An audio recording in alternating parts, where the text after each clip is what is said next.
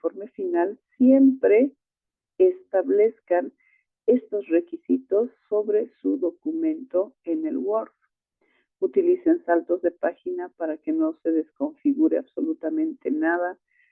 Ya pongan el margen establecido, el tipo de letra, el interlineado, con todas estas características que obviamente se les va a ir reforzando en la parte práctica, ¿no? Porque esto ya ustedes lo saben, ustedes ya lo han manejado, pero se va a reforzar, evidentemente. Cuando revisemos los trabajos en borrador, se les va a decir esto no está configurado de acuerdo a la normativa que se ha pedido, entonces se les guiará para que ustedes puedan establecerlo con estos requisitos físicos, ¿ya? Pero sin embargo, hay estudiantes y hay bastantes personas ya que son muy capas manejando el tema del Word.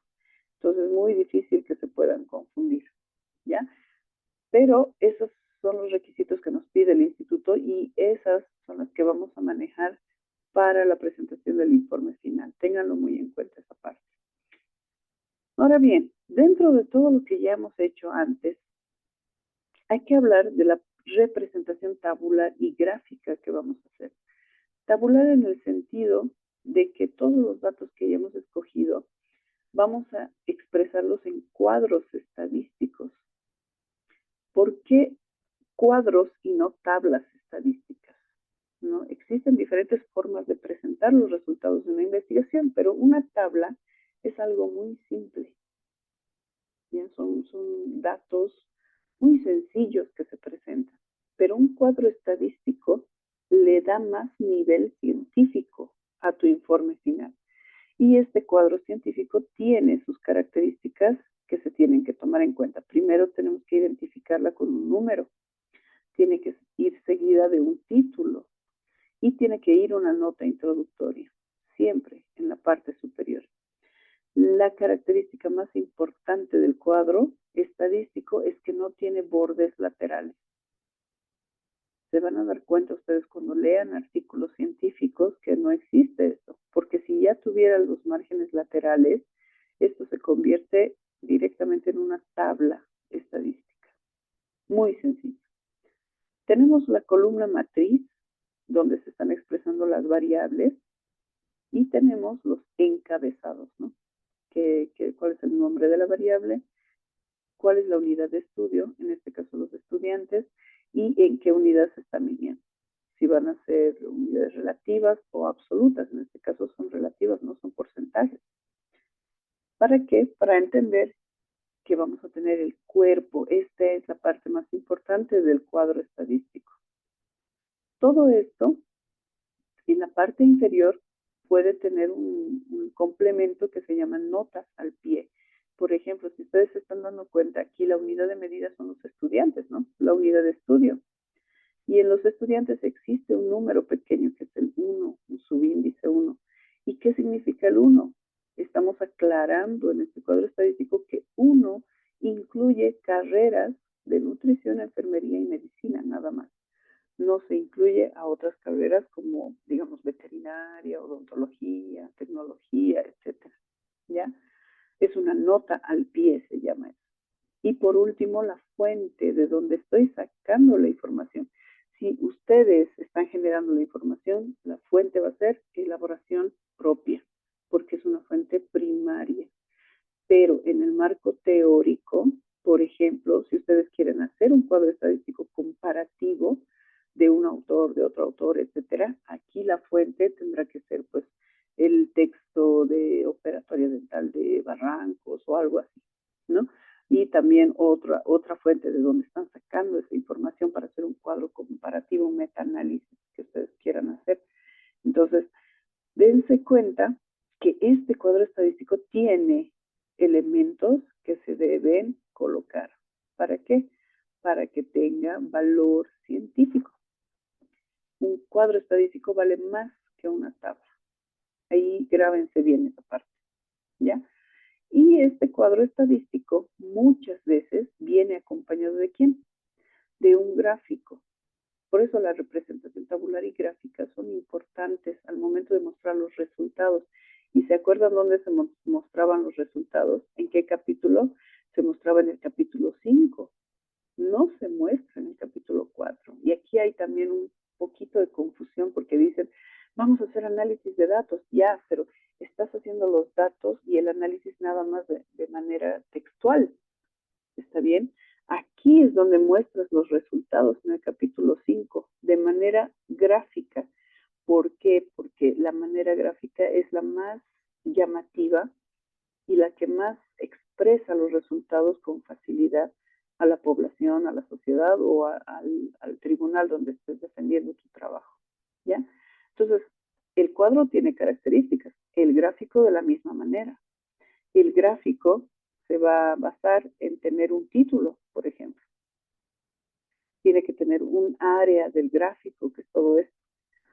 Tiene que tener líneas de división, tiene que tener una leyenda, tiene que tener la serie de datos expresada en diferentes colores para que se entienda, un título del eje horizontal donde van a ser variables que vamos a manejar de repente y otro título de eje vertical, ¿no? No se olviden que también el título del gráfico tiene que ir acompañado de un cuadro, ¿no? Cuadro número 1 está expresado en números y demás. Pero de manera gráfica, aquí vendrá a ser ya no cuadro, ¿no? Vendrá a ser gráfico número 1 con el mismo título, porque este corresponderá a este. Entonces tienen que ir de la mano, ¿no? Su cuadrito y el gráfico ahí abajo. ¿Para qué? Para que cuando muestres los resultados, solamente muestres eso. Y ya no muestres la parte textual que has redactado cuando has hecho la sistematización, el análisis y todo eso en el capítulo anterior. Entonces, tomar en cuenta estos aspectos, estos elementos que deben tener los cuadros estadísticos y los gráficos.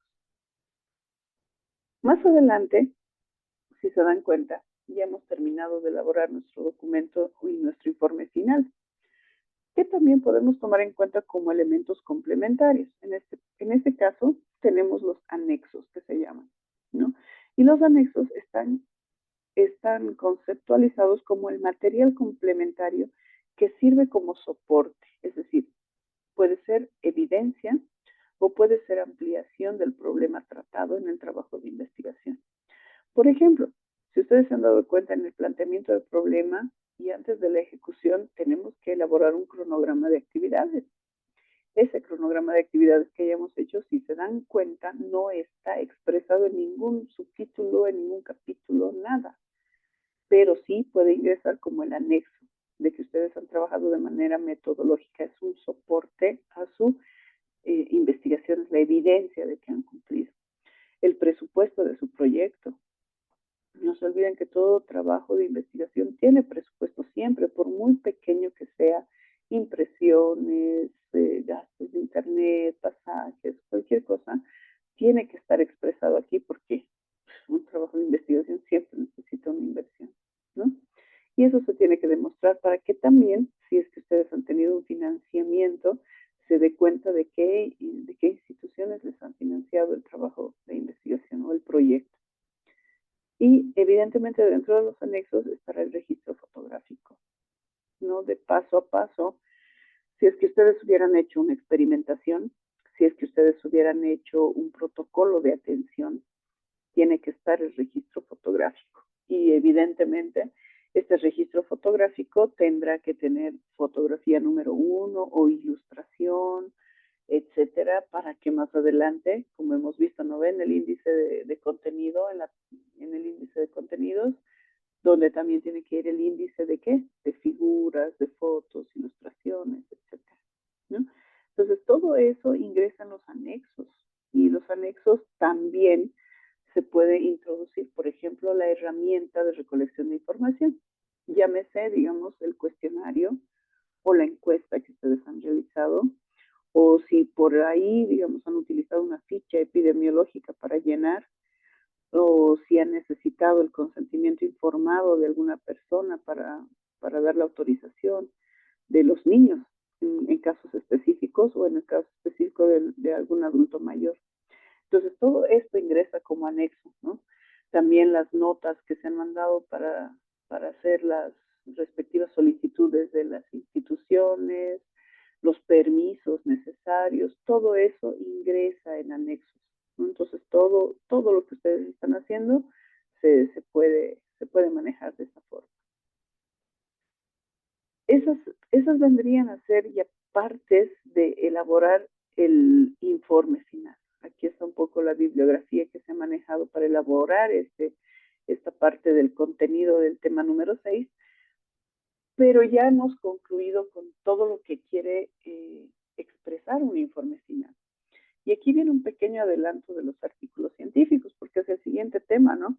Hay que hablar un poquito, ya hemos hablado del formato del proyecto de investigación, pero un artículo científico, ¿qué es lo que había sido? ¿No? Existen tips para escribir artículos científicos y esto les va a ayudar a ustedes a que más adelante en el siguiente tema que nos va a proporcionar nuestro colega o nuestra colega, pues ustedes se den cuenta que no había sido fácil escribir artículos científicos, ¿no? A veces se manda una primera vez, te rechazan, tienes que volver a diseñar la información, vuelves a mandar y se vuelve a rechazar porque te falta algo. Hay revisiones internas, externas que se realizan, entonces sigan estos tips para que no fracasen en la publicación de sus artículos. Pero ¿cuál va a ser la estructura de un buen artículo científico? Un buen artículo científico tiene que tener esta estructura, que más adelante, en el siguiente tema, lo van a desarrollar. ¿Qué significa? Que entra en la introducción, que entra en el contenido del reporte de caso, qué métodos y materiales es diferente. Pero un buen artículo de científico tiene que tener las 4 letras importantes: IREM. Introducción, metodología, resultados y conclusiones. Es lo que tiene que tener básicamente cualquier artículo para que pueda ser publicado. Y por último, ¿no? Si ustedes se valoran como buenos investigadores, mis estimados jóvenes y señoritas, pues vayan y consigan lo que van a merecer en las diferentes instituciones. Siempre logren un impacto social, ¿no? Eso es lo que siempre les recalco a los jóvenes. Dejen algo que deje huella en las instituciones, aunque vayan a una escuelita simplemente a hacer promoción y prevención y demás, dejen siempre algo para que ellos pues sepan que nosotros estamos dando una calidad de investigación diferente, que estamos haciendo una interacción distinta en las instituciones, ¿no? Entonces, de alguna manera, mis estimados jóvenes, espero que estos temas que nosotros les estamos dando les sirvan para más adelante, porque son formatos que están establecidos y son cosas que ustedes van a ir manejando poco a poco, ¿no? En ese entendido, mis estimados jóvenes y señoritas, yo les agradezco mucho la atención. También les incito, ¿no?, a que vayan, o les motivo a que vayan leyendo más, que no solamente se queden en lo que les proporcionamos nosotros como en PDFs y demás, sino que busquen también información, porque de ese tipo de informaciones nosotros vamos a ir nutriendo la parte práctica y evidentemente haciendo buenos informes finales. No se olviden que también esto tiene una ponderación en una nota final, ¿no? Y muchas veces esta nota es la que les sirve bastante para que ustedes puedan mejorar su promedio, bastantes cosas, ¿no? Entonces, con estas breves palabras yo me despido, les agradezco nuevamente la atención y pues conmigo será hasta otra oportunidad, mis estimados jóvenes. Muchas gracias y que tengan un buen descanso.